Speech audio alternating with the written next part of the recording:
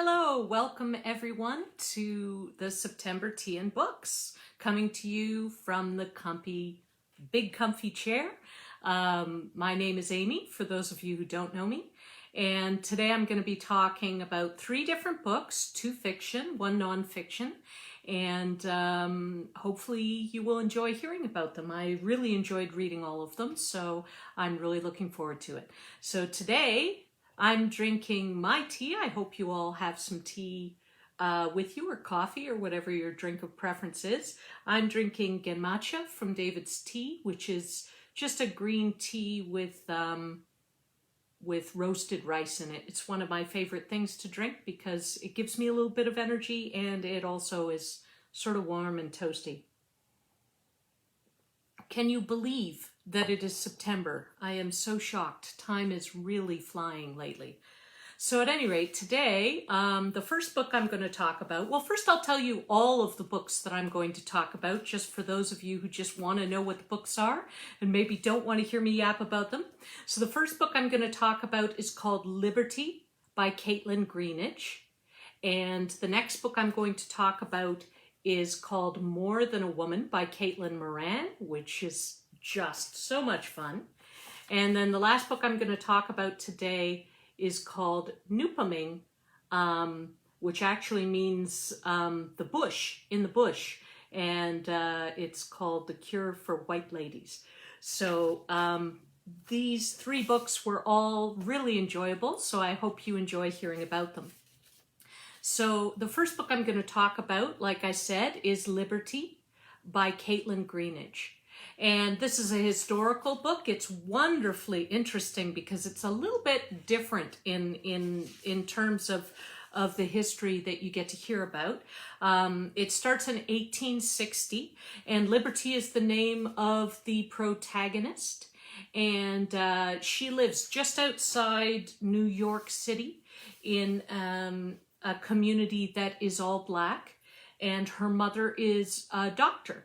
And so it's a fascinating thing to find out more about her history growing up just prior to the Civil War, and how the Civil War impacts her, and her mother's work as a doctor, and her mother wanting her to follow in her footsteps and become a doctor, even though that's not necessarily the thing that she wants.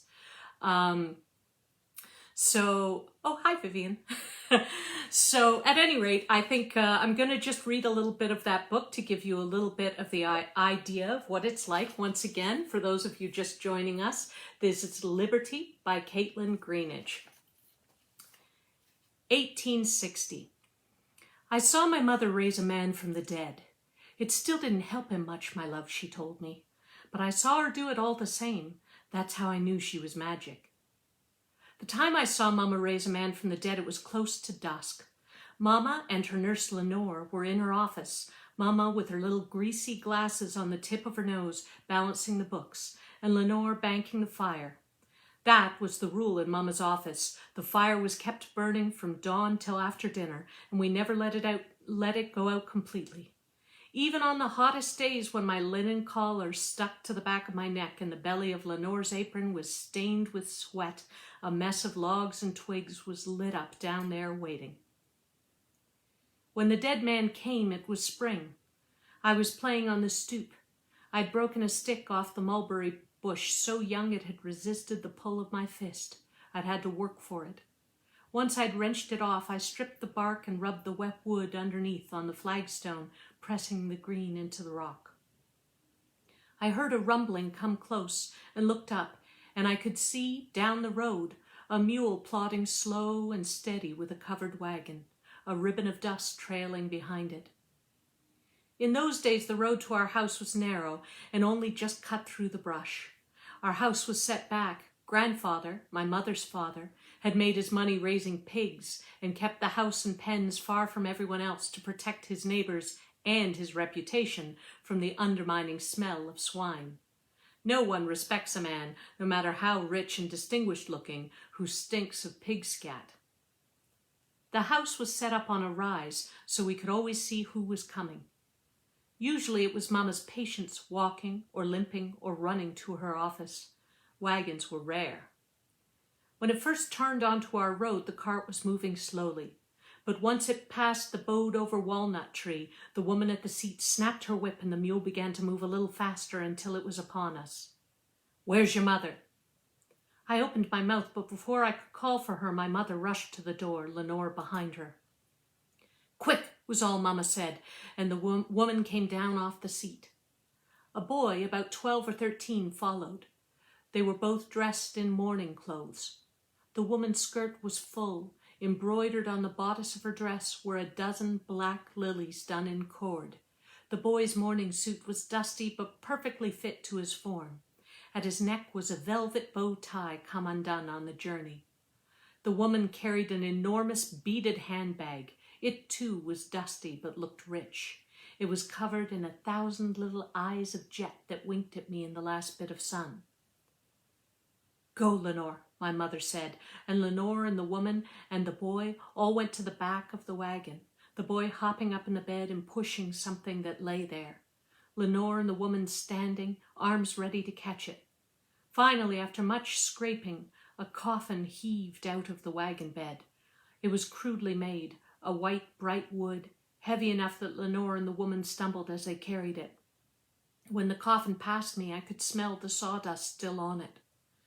My mother stepped down off the stoop then, and the four of them lifted it up and managed it into the office.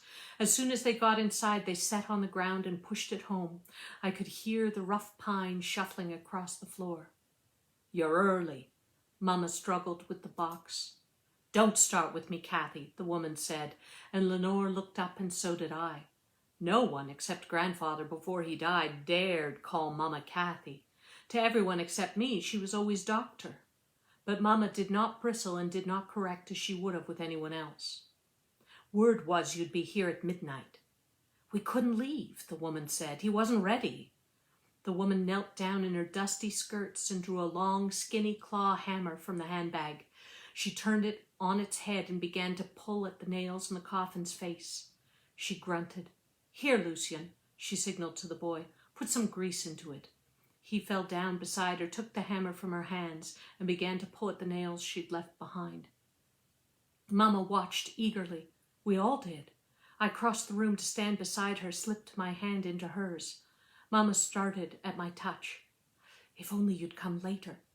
The woman's head jerked up, her expression sharp, and then she looked at my hand in Mama's, and her frown softened. "I know we've done it differently, and this time we really tried," she said. "Besides, my Lucien sees all this and more. If you do this work, Kathy, your children will know sooner or later." Mama did not take advice from anyone, certainly not advice on me, but she said nothing at this softest of rebukes, only watched the woman and her son. The boy Lucien pulled hard, and when the final nail was out, he and Lenore pulled at the splintering plank until it gave a terrible yawn. And then I saw. A man curled in on himself like a dried mulberry leaf, his skin gray, his eyes open and staring, his pants damp. He smelled sharp, like the spirits Lenore used to cut Mama's medicines. The woman gasped and reached for the boy and held him close.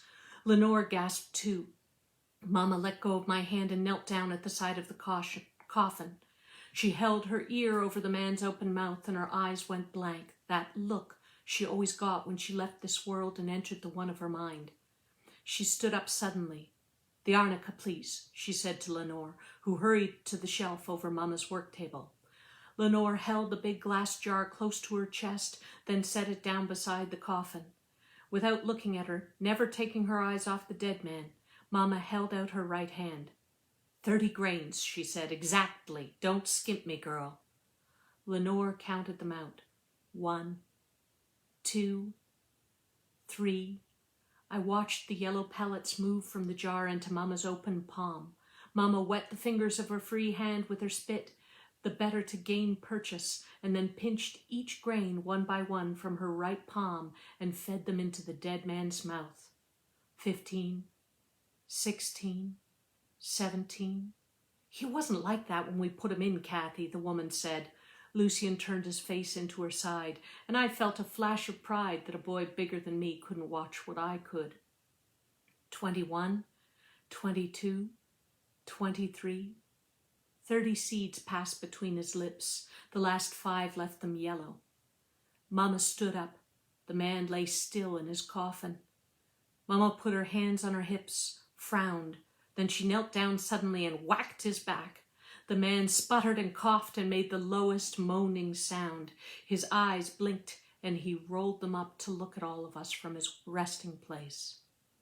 There, Mama said. The woman sighed. Kathy, I don't know what we would have done. Well, we don't have to wonder. Mama wiped her hands on her skirt. The man in the coffin was still groaning. He was so eager to keep going, the woman said. He and his sister came to us 3 days ago. He said he should leave before his sister, that he was strong enough to make it first, but when he saw how he had to come, he got scared. He was shaking something fierce. I told him, me and Man took a girl not but 10 years old this way, and she was brave and didn't cry the whole time, Lucian said. He was much recovered now and had stepped away from his mother's side. I said, be brave, Mr. Ben.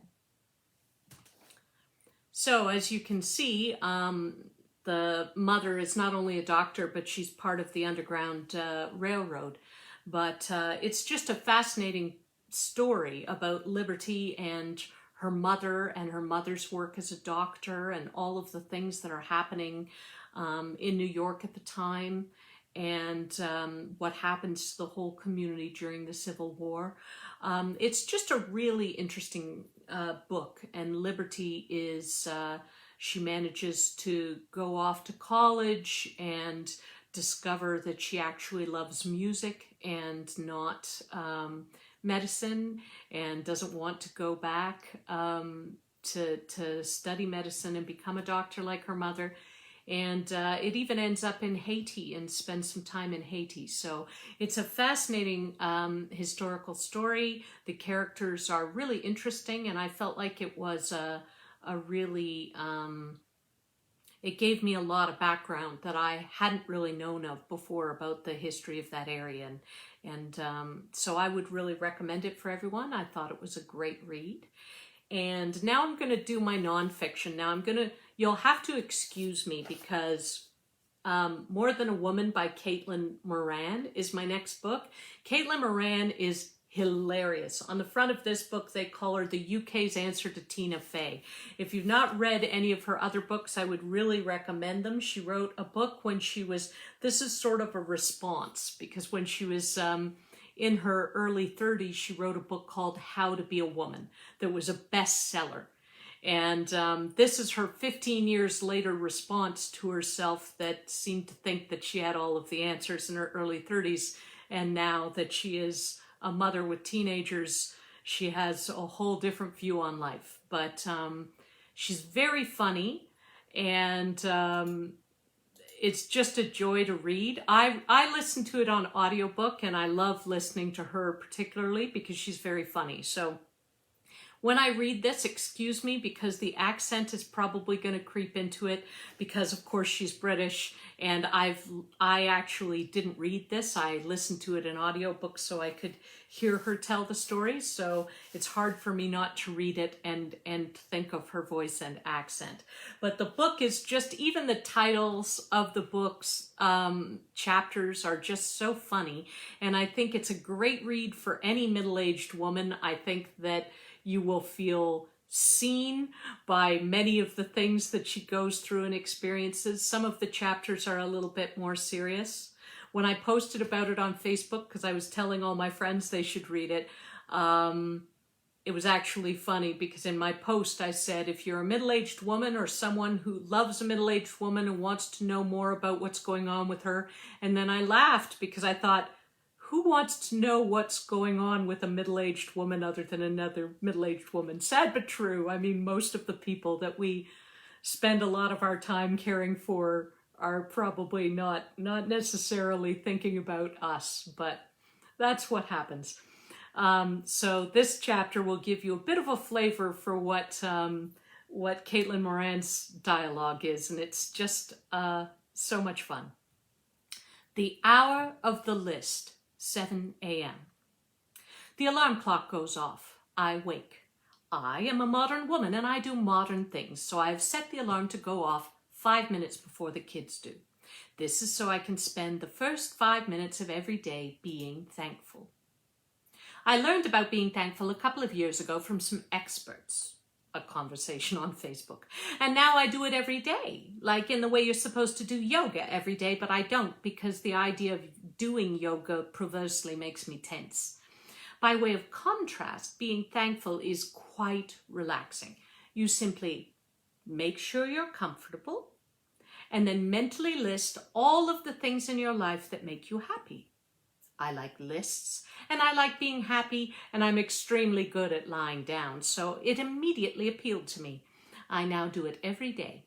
It's very satisfying. Today's list runs as follows. 1.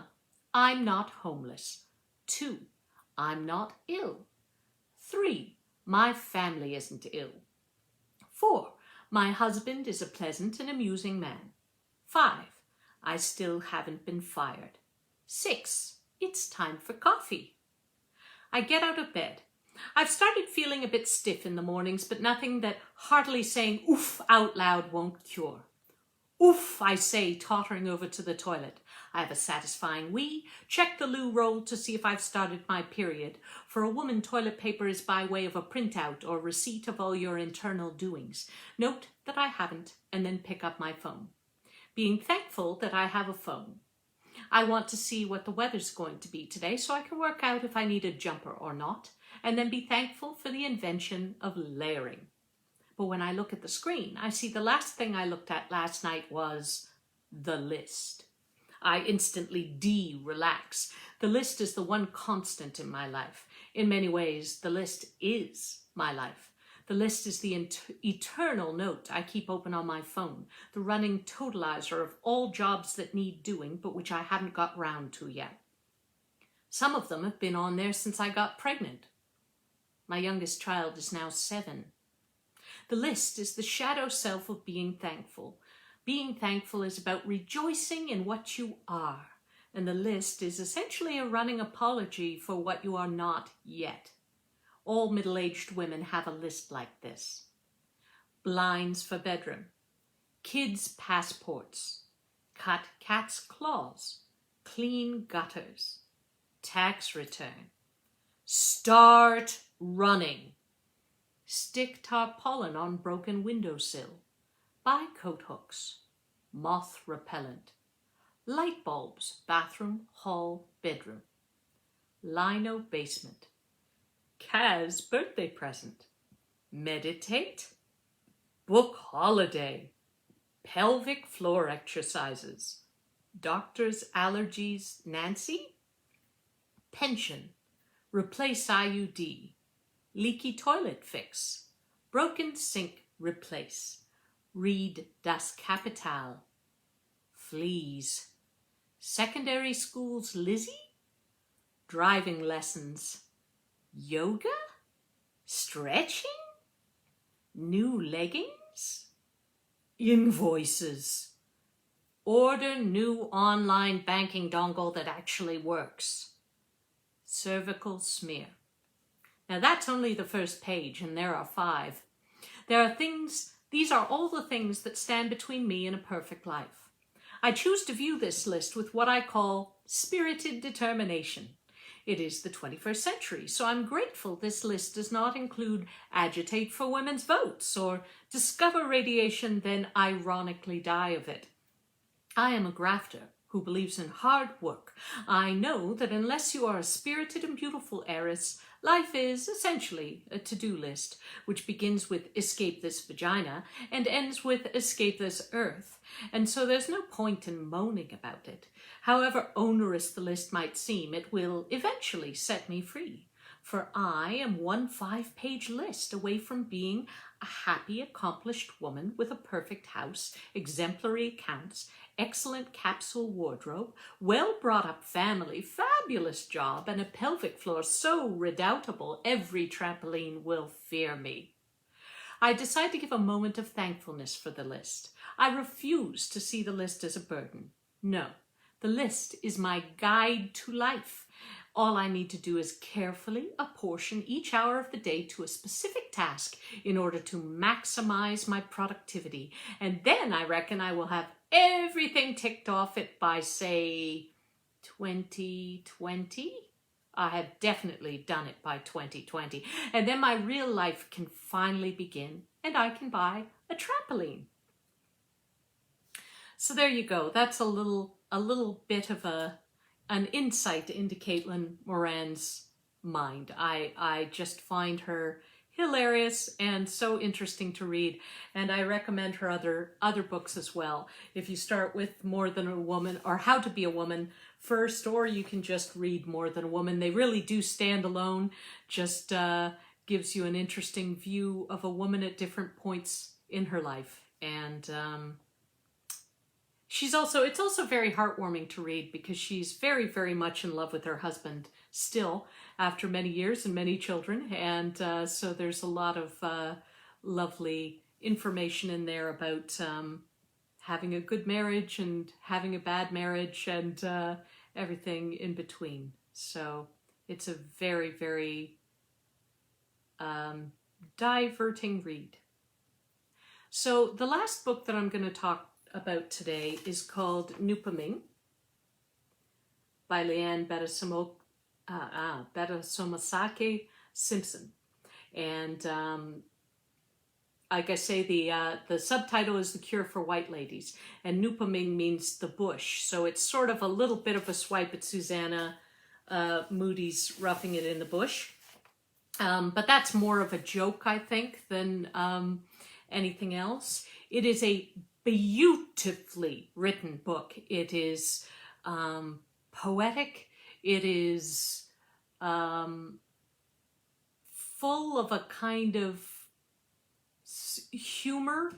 It is strong in its opinions. It is accessible on many layers. It has a lot of symbolism in it. It has I think she just does such a beautiful job of conveying the way that the different identities and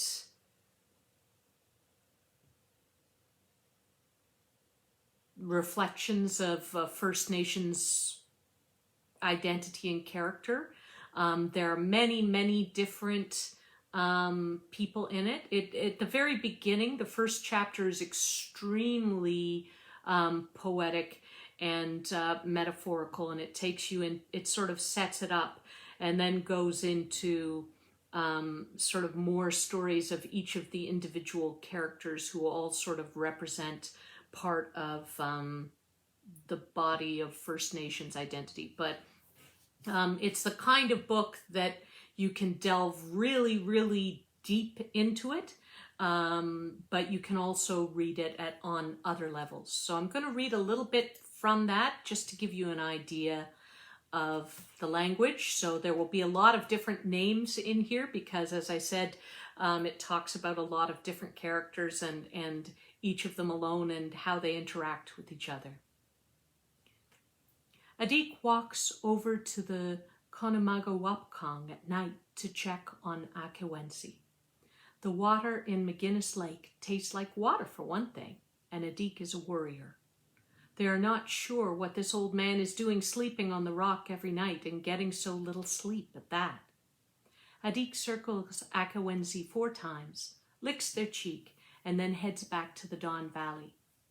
Worst case scenario, Adik thinks, is that Akawensi dies here.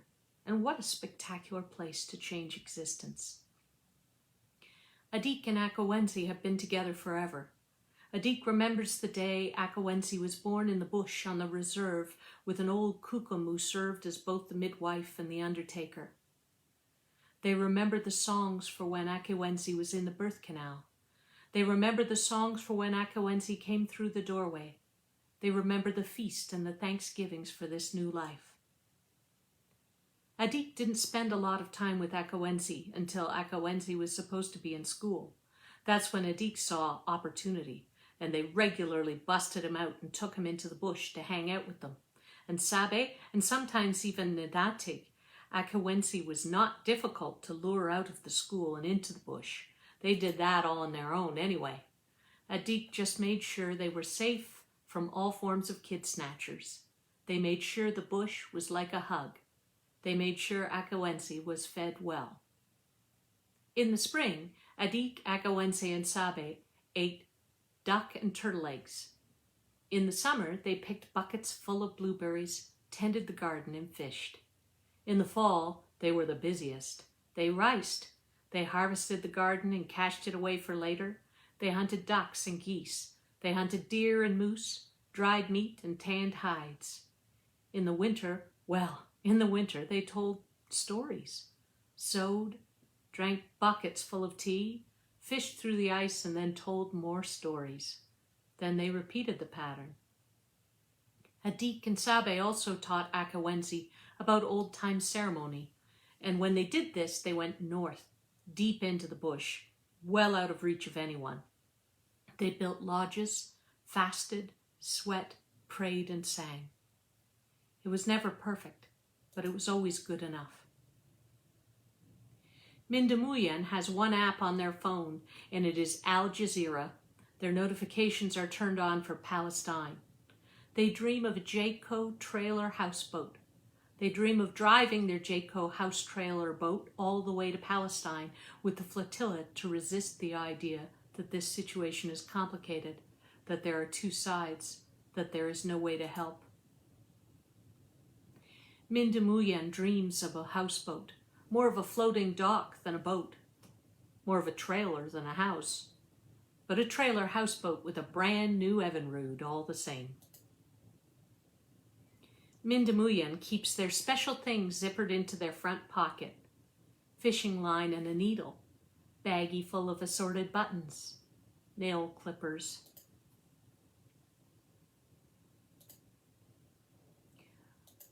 Mindamuyan says the Palestinian people are our cherished relatives. They say cherished as if it were a ritual. After a week of carving, Akawensi makes C2 appear on the rock face using their nice hammer. Akawensi misses Adik. Akawensi lies down with their head on one of the deep crevices. They wake up at 11:55 p.m. Hardly enough sleep, but just enough time to carve. After 2 weeks of carving, bracket C2H is embedded onto the rock face.